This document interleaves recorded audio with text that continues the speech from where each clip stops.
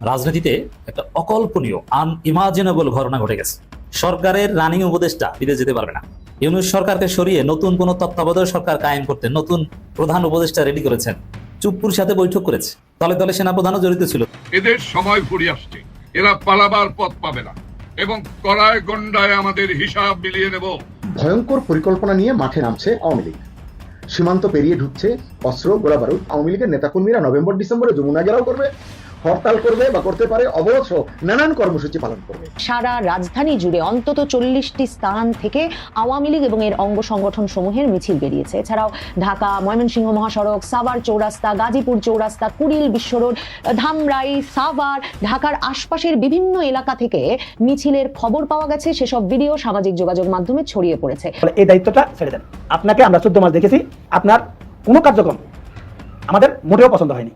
আপনি রাষ্ট্র পরিচালনা করতে ব্যর্থ, আপনার এই সরকার রাষ্ট্র পরিচালনা করতে ব্যর্থ এবং আপনার যারা উপদেষ্টারা রয়েছে এরা প্রত্যেকেই মারাত্মকভাবে অযোগ্য এবং অদক্ষ এবং ব্যর্থ। এরা পালাবার পথ পাবে না এবং কড়ায় গন্ডায় আমাদের হিসাব মিলিয়ে নেব। কড়ায় গন্ডায় হিসাব মিলিয়ে নেব। দেখেন সুলতানুর রহমান, তত্ত্বাবধায়ক সরকারের মামলা চলমান। অবৈধ সরকার একটি অবৈধ আইসিটি আদালত গঠন করে বাংলার জনগণের প্রায় 67% মানুষের একচ্ছত্র নেত্রী, আশা ভরসার স্থল, সেইটাকে তথাকথিত আন্তর্জাতিক আদালতে বিচার কার্য পরিচালনা করছে। আপনি কি মনে করেন সেই বিচারকে কোন বাংলার জনগণ মেনে নেবে?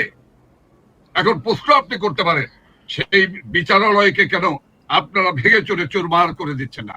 সেই অবৈধ বিচারালয় কেন এখনো চলছে আওয়ামী লীগের মতো দল থাকতে?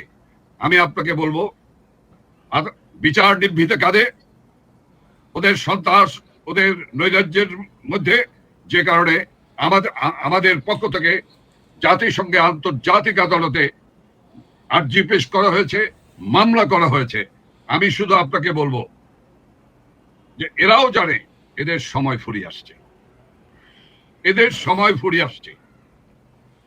এরা পালাবার পথ পাবে না এবং কড়ায় গন্ডায় আমাদের হিসাব মিলিয়ে নেব। কড়ায় গন্ডায় হিসাব মিলিয়ে নেব। সুলতানুর রহমান বলে দিলাম, ঐতিহাসিক 32 নম্বর বাঙালির অনুভূতি, বাঙালির হৃদয়, সেই 32 নম্বরকে যারা প্রথম পুড়িয়েছে, তারপরে যারা বুলডোজার চালিয়েছে, তাদের অপেক্ষা করতে হবে। বাঙালির হৃদয়ের উপরে আঘাত যারা করেছে, সে আঘাতের প্রত্যুত্তর দেওয়ার জন্য তাদের অবশ্যই অপেক্ষা করতে হবে। সেদিন বেশি দূরে নয়। আপনি বলছেন যে আওয়ামী লীগ এগুলি করে নাই, আপনারা এগুলো করেন নাই, কিন্তু আপনাদের বিরুদ্ধে তো ঢালাও ভাবে গুম, খুন, হত্যার অভিযোগ করছে। বিএনপি ওলারা বলছে যে কত মানুষকে গুম করা হয়েছে, আয়নাঘর করা হয়েছে, সেইগুলো এবং আপনি জানেন যে আমি জানি না আওয়ামী লীগ ক্ষমতায় থাকলে কি করে, আমি বুঝতে পারি না। এই কারণে যে এর আগেও 75-এর পরেও প্রোপাগান্ডা এমন ভাবে সক্রিয় করে রেখেছিল যে অনেক সত্যকে আড়াল করা হয়েছে।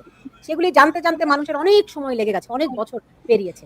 এখন আপনাদের বিরুদ্ধে যে এই অভিযোগগুলো করা হচ্ছে ঢালাও ভাবে, ধরেন নিশ্চয়ই দুর্নীতি তো হয়েছেই, এটা আপনি অস্বীকার করেন আর না করেন। দুর্নীতি হয়েছে, গুম খুনও হয়েছে, সেগুলোর মাত্রা কতটা আপনারা বোধ করেন আপনারা নিজেরা? সেগুলো এখন সুলতানা, আমি একটি কথা আমি একটু সবকিছুর মূল কথাটা আপনাকে বলতে চাই আজকে। সেটি হলো যে আমাদের সঙ্গে ওদের সঙ্গে একটি যুদ্ধ চলছে। সেই যুদ্ধটি হলো আদর্শিক যুদ্ধ, সেই যুদ্ধটা হলো রাজনৈতিক যুদ্ধ। এই আদর্শিক যুদ্ধে আমরা সাময়িকভাবে বৃহত্তর জনগোষ্ঠীর স্বার্থে আমাদের নেত্রী শেখ হাসিনা থমকে গিয়েছিলেন, কিন্তু তার মানে এই নয় যে আদর্শিক রাজনীতিতে আমরা পরাজিত হয়েছি। বাংলাদেশ আওয়ামী লীগ একটি আদর্শিক রাজনীতি করে, সেই আদর্শিক যুদ্ধ আমাদের চলমান।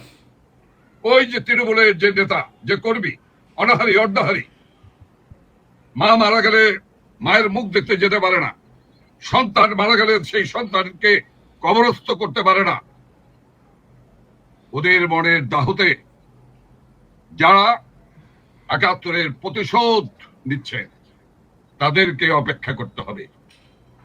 তাদেরকে রাজনৈতিক যুদ্ধ মোকাবেলার জন্য অপেক্ষা করতে হবে। এই দিন নয়, আরো দিন আছে। সেই দিন কথা হবে অনেক কিছুর উপরে। শুক্রবার দিন সারা রাজধানী জুড়ে অন্তত 40টি স্থান থেকে আওয়ামী লীগ এবং এর অঙ্গ সংগঠন সমূহের মিছিল বেরিয়েছে। এছাড়াও ঢাকা, ময়মনসিংহ মহাসড়ক, সাভার চৌরাস্তা, গাজীপুর চৌরাস্তা, কুড়িল বিশ্বরোড, ধামরাই, সাভার, ঢাকার আশপাশের বিভিন্ন এলাকা থেকে মিছিলের খবর পাওয়া গেছে। সেসব ভিডিও সামাজিক যোগাযোগ মাধ্যমে ছড়িয়ে পড়েছে। পুলিশ এই পুরো ঘটনায় সরকার দিশেহারা হয়ে পড়ায় পুলিশের ভেতরে এমন ভীতি এবং আতঙ্কের সঞ্চার হয়েছে, কারণ সরকার মিছিল থামাতে না পেরে পুলিশি গ্রেফতারের দিকেই বারবার মনোযোগ দিচ্ছে এবং পুলিশের উপরেই চাপ সৃষ্টি করছে। যে পুলিশ গতকাল শুক্রবার দিন এই চারদিকে মিছিলের খবর যখন আসছে, তখন সংবাদ সম্মেলন করে ঘোষণা দিয়েছে যে 10 মাসে শুধুমাত্র ঝটিকা মিছিল থেকে 3000-এর বেশি আওয়ামী লীগ এবং এর অঙ্গ সংগঠনের নেতাকর্মীদের পুলিশ গ্রেফতার করেছে। শুধুমাত্র ঢাকা মেট্রোপলিটন পুলিশ গ্রেফতার করেছে অন্তত 3000 নেতাকর্মীকে। শেখ হাসিনার সঙ্গে তৃণমূলের যে যোগাযোগ, সেখানে স্পষ্টত শেখ হাসিনা তাদেরকে এই নির্দেশনাই বারবার দিচ্ছেন যে কোনোভাবে যদি তারা ইউনূস সরকারকে নামাতে না পারেন, এই অত্যাচার, নির্যাতন, মামলা হামলার অবসান ঘটাতে না পারেন, তাহলে প্রকৃতপক্ষে আসলে তাদের বিরুদ্ধে যে জুলুম হচ্ছে, সেই জুলুমের বিচার যেমন সম্ভব নয়, বিচারেরও আগে এই জুলুমের অবসান সম্ভব নয়। এমনকি এখন নিষিদ্ধ ঘোষিত সংগঠন ছাত্রলীগ বিবৃতি দিয়ে এই কথা বলছে যে ছাত্রলীগ বিবৃতিতে বলছে যে প্রত্যেকটা জুলুম নির্যাতনের হিসাব নেওয়া হবে। শেখ হাসিনার যেসব অডিও বার্তা তার তৃণমূলের নেতাকর্মীদের সঙ্গে আলোচনার বিভিন্ন সময় বেরিয়ে আসছে, সেখানেও দেখা যাচ্ছে শেখ হাসিনা এখন এই কথাটাই বলছেন, বারবার বলছেন যে ধৈর্য ধরতে হবে, রাজপথে থাকতে হবে, সরকার পতন ঘটাতে হবে এবং তারপর প্রত্যেকটা জুলুম নির্যাতনের নাকি তালিকা করে রাখতে হবে, সেসব তালিকা অনুযায়ী সেসব জুলুম নির্যাতনের বিচার হবে।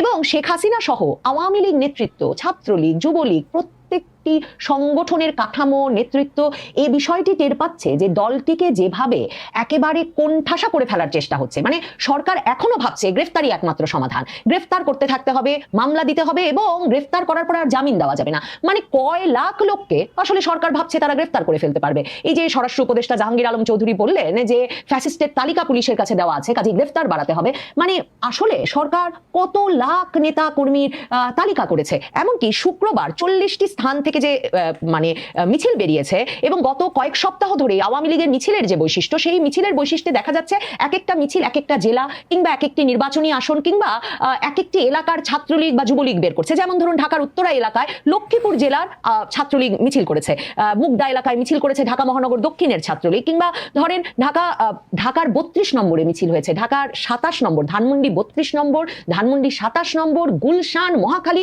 এসব জায়গায় মিছিল হয়েছে এবং এসব জায়গায় মিছিল করেছে কখনো রংপুর বিভাগের নেতাকর্মীরা, কখনো ময়মনসিংহ জেলা শাখার নেতাকর্মীরা, মানে এক এক জেলার নেতাকর্মীরা তার মানে সংগঠিত হচ্ছেন একত্রে এবং সংগঠিত হয়ে তারা ঢাকার কোনো একটা এলাকায় অন্য এলাকায়ও মিছিল বের করে ফেলছেন।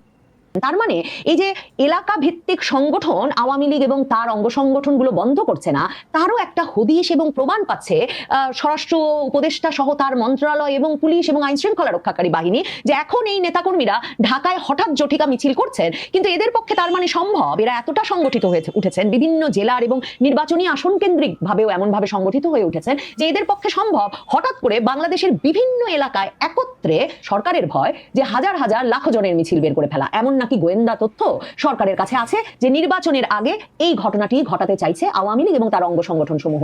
আওয়ামী লীগের শীর্ষ নেতৃত্ব শেখ হাসিনার তরফে তিনি 3টি আন্তর্জাতিক সংবাদ মাধ্যমের সঙ্গে সাক্ষাৎকারে যেমন বলেছেন, অডিও বার্তাতেও বা দলীয় নেতাকর্মীদের সঙ্গে সাক্ষাতেও, মানে তার যে তিনি যে আলাপ করেন ভার্চুয়াল মিডিয়ামে, মানে সামাজিক যোগাযোগ মাধ্যমে, সেখানেও তিনি বারবার বলছেন যে আওয়ামী লীগের নেতা কর্মী সমর্থকেরা তো ভোটে অংশ নেবে না এবং তার ফলেই ভোটটা বানচাল হয়ে যাবে, ভোটটা গ্রহণযোগ্য হবে না। কিন্তু সরকারের ভয় যে মাঠে যখন তাদের পক্ষের রাজনৈতিক দলগুলো কোনো উপস্থিতি নাই এবং তাদের পক্ষে এতটা সংগঠিত হয়ে নামা সম্ভব কিনা, আওয়ামী লীগ দমনে নামা সম্ভব কিনা, এই নিয়ে তাদের মধ্যে শঙ্কা, তখন তাদের মধ্যে ভয় যে সত্যি কি আওয়ামী লীগকে শুধু পুলিশ দিয়ে গ্রেফতার দিয়ে ঠেকানো সম্ভব হবে নির্বাচন পর্যন্ত, তারা কি নির্বাচনের আগে সত্যি বড় সংখ্যায় মাঠে নেমে আসবে, এই শঙ্কাটা ভীষণভাবে কাজ করছে এখন সরকার, পুলিশ এবং আইন শৃঙ্খলা রক্ষাকারী বাহিনীর মধ্যে। কিন্তু সরকার কিছুতেই মানতে চাইছেন না, কিংবা আসলে প্রধান উপদেষ্টা ডক্টর মোহাম্মদ ইউনূসকে কিংবা একেবারে অরাজনৈতিক প্রেক্ষাপট থেকে যে বা প্রশাসনে কোনো ভূমিকা পালন করেন নাই, রাজনৈতিক কোনো ভূমিকা পালন করেন নাই এমন যে উপদেষ্টারা,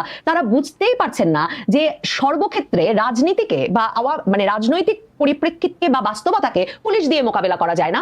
আর রাজনৈতিকভাবে সেই এরকম কোনো শক্তিশালী পক্ষ আসলে সরকারের পাশে নেই যারা রাজপথে আওয়ামী লীগকে মোকাবেলা করবে। এবং পুলিশ বলতে চাইছে বটে যে সাধারণ মানুষের মনে আতঙ্ক সৃষ্টি করতে নাকি আওয়ামী লীগ এত এত মিছিল করছে রাজধানী সহ সারা দেশে, কিন্তু মিছিলের যেসব ভিডিও দেখা যাচ্ছে সেখানে বরং অনেক সময় দেখা যাচ্ছে যে পাশের বাস থেকে হেল্পার মিছিলের স্লোগানে গলা মেলাচ্ছে, রিক্সা থেকে মানুষ একেবারে নিশ্চিন্তে দর্শকের ভূমিকায় নির্বিকার তাকিয়ে আছে এসব মিছিলের দিকে। কাজেই পুলিশের যে প্রত্যাশা ছিল, যে আহ্বান ছিল সাধারণ মানুষের প্রতি, যে গ্রেফতার করিয়ে দিতে হবে, ঘরে ঘরে কোনো আওয়ামী লীগ থাকলে ছাত্রলীগ থাকলে জানাতে হবে, পরিবারে পরিবারে আওয়ামী লীগ আছে, কাজেই কে কার ঘরের আওয়ামী লীগের খোঁজ দেবেন, পুলিশের এই একটা মেথড বা মডেলও কাজ করছে না। রাজনীতিতে একটা অকল্পনীয় আনইমাজিনেবল ঘটনা ঘটে গেছে। আপনি গা শিউরে উঠবেন, যেটা কি? বিএনপি নেতাদের বিদেশ যাত্রায় বাধা একজনের ক্ষেত্রে ঘটেছে, আর অনেকের নাম আছে তালিকায়। সরকারের রানিং উপদেষ্টা বিদেশ যেতে পারবে না। ইউনূস সরকার হঠাৎ ইউনূস সরকারকে সরিয়ে নতুন কোন তত্ত্বাবধায়ক সরকার কায়েম করতে নতুন প্রধান উপদেষ্টা রেডি করেছেন আমেরিকার এক কথিত ভুয়া গোয়েন্দা সংস্থার এজেন্টের যোগ সাজসে। চুপ্পুর সাথে বৈঠক করেছে, তলে তলে সেনাপ্রধানও জড়িত ছিল, তবে বেশ কয়েকজন অবসরপ্রাপ্ত জেনারেল সাবেক সেনাপ্রধান এই তালিকায় পড়েছে। সরকার সব জেনে গেছে। এখন ইমিগ্রেশনে তাদের নাম, বিদেশ যেতে পারবে না। তদন্তের পর হয়তো বা ধরবেও। আমি অবাক হব না যদি বিএনপির কোনো কেন্দ্রীয় নেতা ধরা পড়ে গ্রেপ্তার।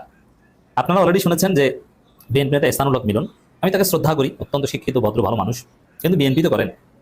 তিনি চিকিৎসার জন্য বিদেশ যাবেন, বিদেশ যেতে দেওয়া হয়নি, তাকে ফিরিয়ে দেওয়া হয়েছে। এখন এটা নিয়ে কিন্তু বাংলাদেশের তোলপাড় সৃষ্টি হওয়ার কথা, বিএনপি হাউকাউ করার কথা।